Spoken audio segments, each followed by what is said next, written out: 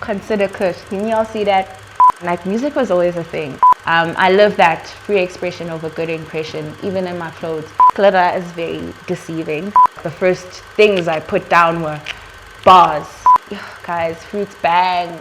Y'all feel me? Y'all feel me?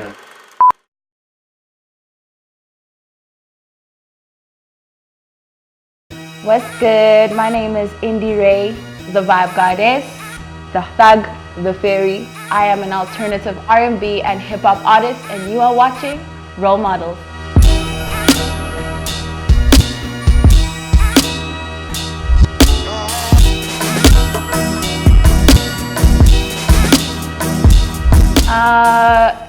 First it was YouTube. I tried to learn how to roll on YouTube, and then a situationship friend rolled great joints, but then I was like, just roll for me, and I didn't end up really learning.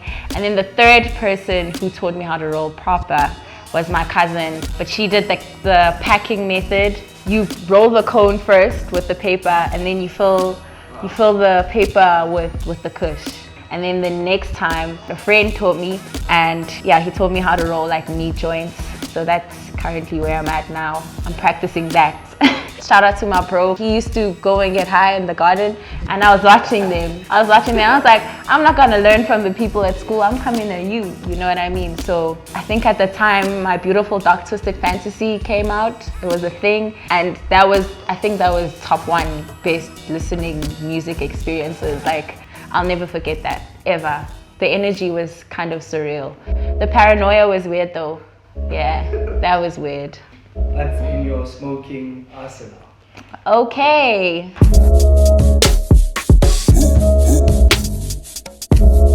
So we're gonna have pure hemp rolling paper, because first and foremost, like that white riz, sometimes when you buy it, like it doesn't stick, so that's whack. Yeah, there's like chemicals in that paper, so rather not, like that's last option. That's like last option, like when garages are closed. Shout out to my homie Kaya, she's a designer. This is her scissors, but we made it our scissors in the apartment. The stoners obviously took over. This is to chop your weed up. You chop them like this, and then you crush it, and then you smoke it. And this is obviously the main ingredient to the weed mix is the weed.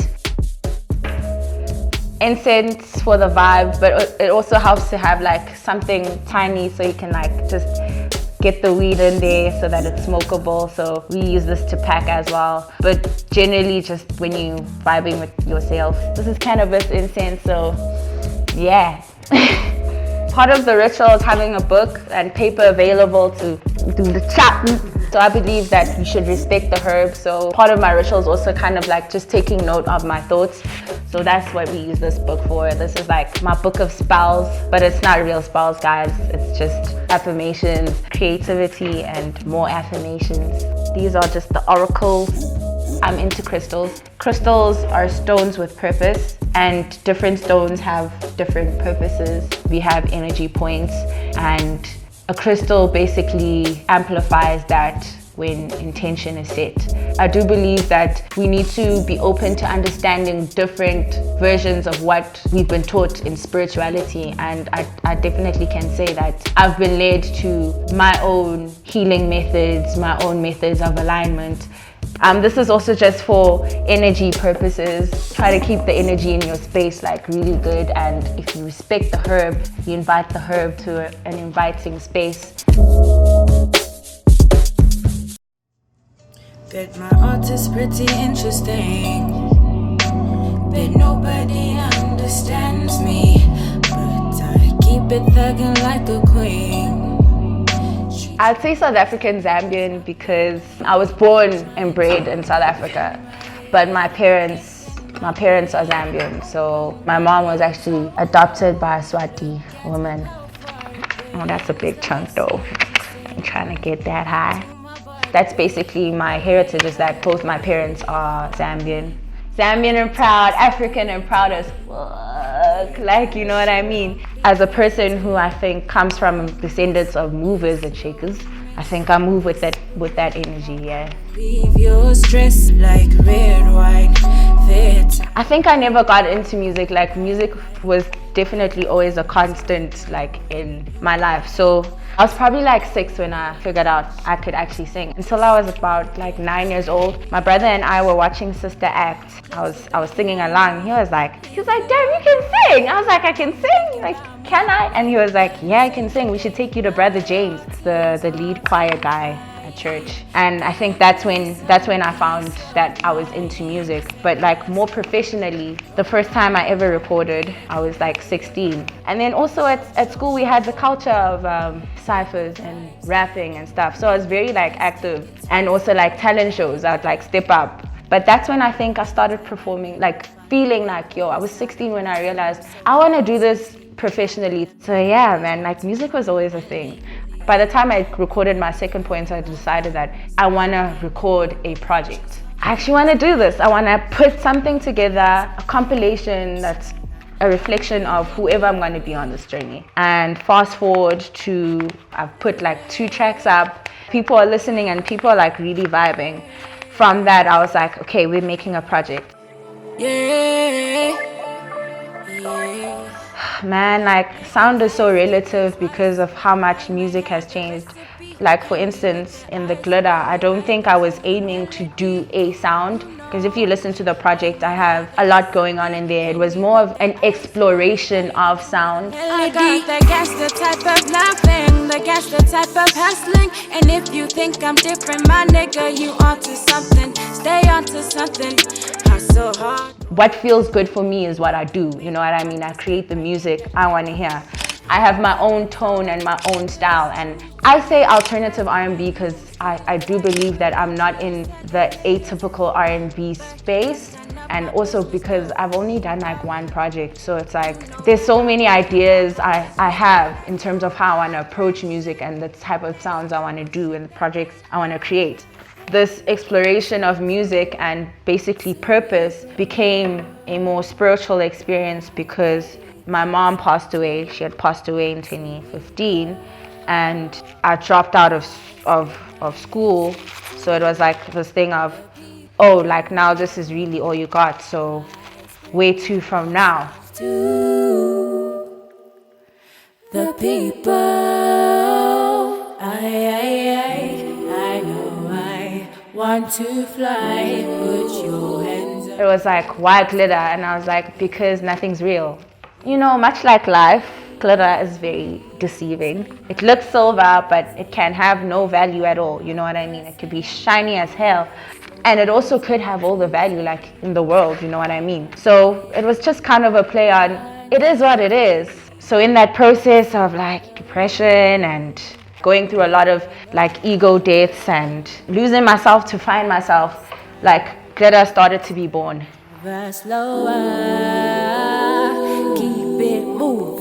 Shiny things are beautiful, guys, but don't let that shit fool you.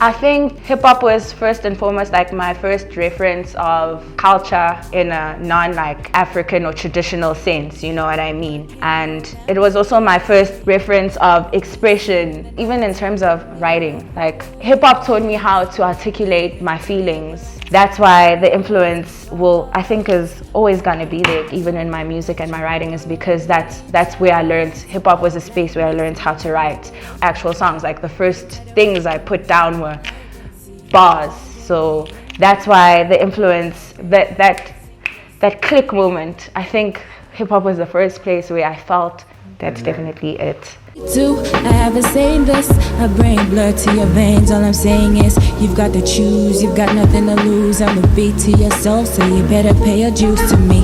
Man, I tried often, but it never works. If I think about when I started making music, weed wasn't like necessarily a thing. Only later in my music career, like when I started like recording more professionally. But for me now, it's become more personal. It's good to have a balance. I think you should be in tune with your creativity with or without weed. I don't think weed is like, this gonna make song fire. No, like you make the song fire. Weed is just there. I think especially as black people, like it's different for us because weed has been used as a tool to put many young black people in prison or give them criminal records for like weed. Listen, don't ever get it twisted. There's a lonely side to being gifted. That's why I'm getting lifted. I think if it's regulated in a way that like our homies ain't going to jail for it, like I'm all for that, man. Like, y'all feel me? Y'all feel me? My relationship with weed is, it's really different. Like, I think I have a healthier relationship with weed because weed for me, like I always say to my brothers at the corner store, respect the herb.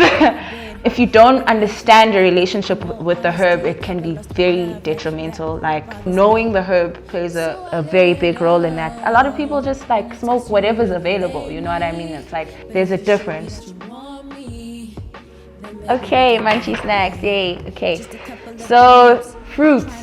I believe, guys, fruits bang. Like, especially like when your throat is parched, like it just hits different because a blast of juice for the parchedness. We'll talk about fruit some other day. It just goes in differently, I swear, guys. Like, it's a no-brainer. To you, now you're losing your mind.